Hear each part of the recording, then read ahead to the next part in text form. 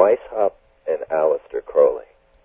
Oh. They had removed all the Illuminati parts of the movie, or of the story. Mm-hmm. And I personally believe this is the reason he distanced himself from the story, because they had turned it all around and removed. When you start to read the comic book V for Vendetta, or I guess it's more a graphic novel, Mm-hmm. you find that it actually is based out of the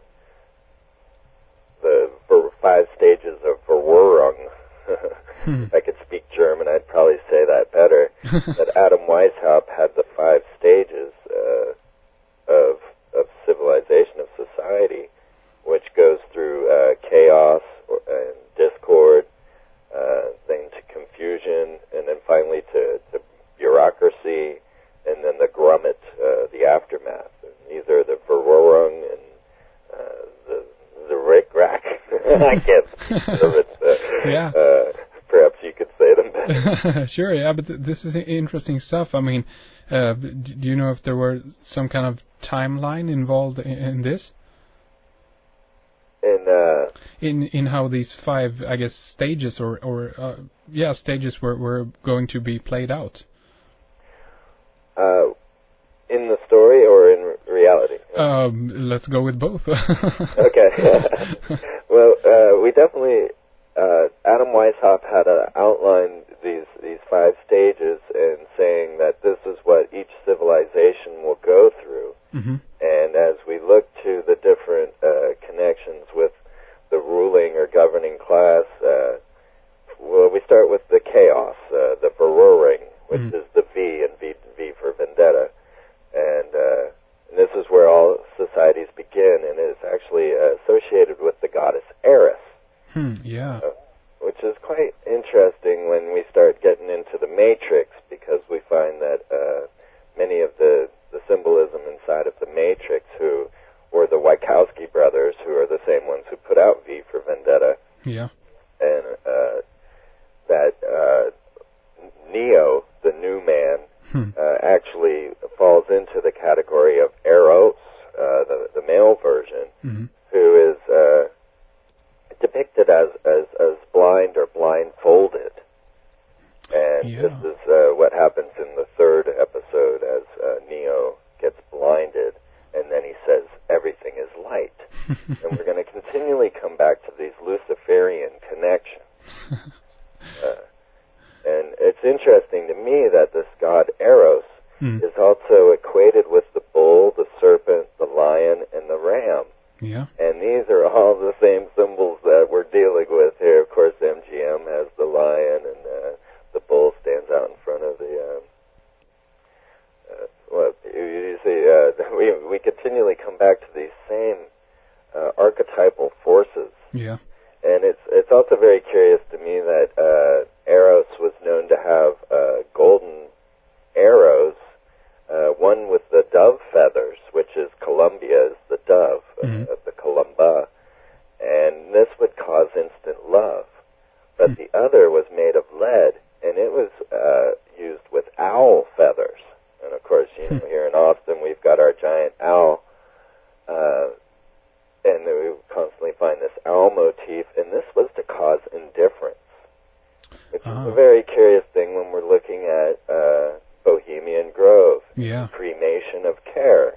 What else is that but indifference? Exactly. Yeah. Very interesting. And I mean, I don't know if this is essential here, but could we tie this in? Do you think, in a way, in considering that we have recently the new planet, next to Pluto, called they dubbed that Aries? Did they? Yeah. That one slipped past me. Okay, and I mean, at the same time they did this, they demoted, I guess, the planet status of Pluto into a some kind of lesser body or something like that, and they added Eris. So it's like, Eris, the goddess of discord, is coming into our, I guess, our consciousness at this time. So that's really interesting. It is very interesting. I'll have to look into that. Yeah, sure. I mean, there's a lot of stuff there. I mean, and again, Alan, maybe we should mention Alan Moore. He is an outspoken Kabbalist, and also I think I saw an interview with him, and he talked very much about, magic and what you spoke about earlier. That that mainly he works with words and telling stories basically. Yes. I mean, let's consider some of his movies, and this will lead us to Sean Connery, because Sean Connery ended up taking a role within one of Alan Moore's movies, The League of Extraordinary Gentlemen, in which he played Alan Quatermain, which is based off of King Solomon's Mines, which takes us back to Rudyard Kipling and the whole story of the man who would be king, which of course is all about the Freemasons that were found. Well, they ended up in this South African tribe and worshipped as gods because they had the Masonic, or actually Sean Connery was wearing the Masonic compass square, and this one had an I within it instead of the G, and you will find that this is sometimes interchanged. Yeah. And then, of course, this links you to H.G. Wells, who wrote The Open Conspiracy, and it just goes on and on. Yeah. But each of the characters in League of Extraordinary Gentlemen now, Sean Connery took the role in this film because he was so disappointed that he had turned down the role as the great architect of the universe, which is God in the Freemason realms, in The Matrix. He did not understand the Masonic connections to the Matrix, and so bypassed it and ended up losing out, and then decided, well, I better take this one that's obviously Freemason. And if you look at the story in League of Extraordinary Gentlemen, what you've got, and I hope nobody wants to see it but the thing, I brought up the temple in Lawrence, Kansas, and how no one sees this, how they can walk past it every single day with these huge Egyptian columns and never notice. Yeah. Well, the same is true in these films, like From Hell and League of Extraordinary Gentlemen, which are all wholly Masonic. Yeah. And what you've got is an evil overlord who has superior technology and is able to wage war. But the problem is that he's also the hero. And so you find the Hegelian dialectic playing out because the single Freemason is both the one hiring the League of Extraordinary Gentlemen to fight himself in order to control the center.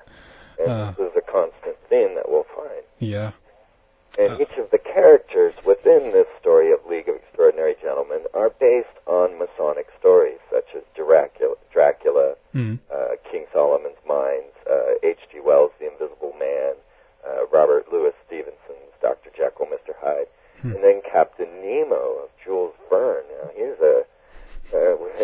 when we start to get to Captain Nemo, it's truly intriguing because of the amount of characters that have played this character. Another person that was in the Man Who Would Be King with Sean Connery about all the Freemasonry. It originally begins with Michael Caine stealing Rudyard Kipling's Masonic symbol and then realizing that it was a Mason symbol and returning it to him, and this is how they got led onto their path. Yeah. Well, Michael Caine played Captain Nemo in the TV movie of 20,000 Leagues Under the Sea, which, of course, was a Walt Disney film which starred Kirk Douglas. Yeah. And even Patrick Stewart has played Captain Nemo. I mean, that's a very interesting point, because there seems to be themes running with certain actors throughout all of this, which obviously, begs the question. I mean, who are casting these actors, or rather, I mean, I guess the agents must be involved in some way in this. Or do you think that this kind of is the overmind communicating in these kind of meaningful coincidences? Yes. What we've got is that America itself is especially Freemasonic founded. Of course, the Constitution, the Supreme Court, all dominated by Freemasons. And what they are is the filter that allows who they want to rise to the top. And so 20th century's CEO, Darrell Zanuck, is a high-ranking Freemason.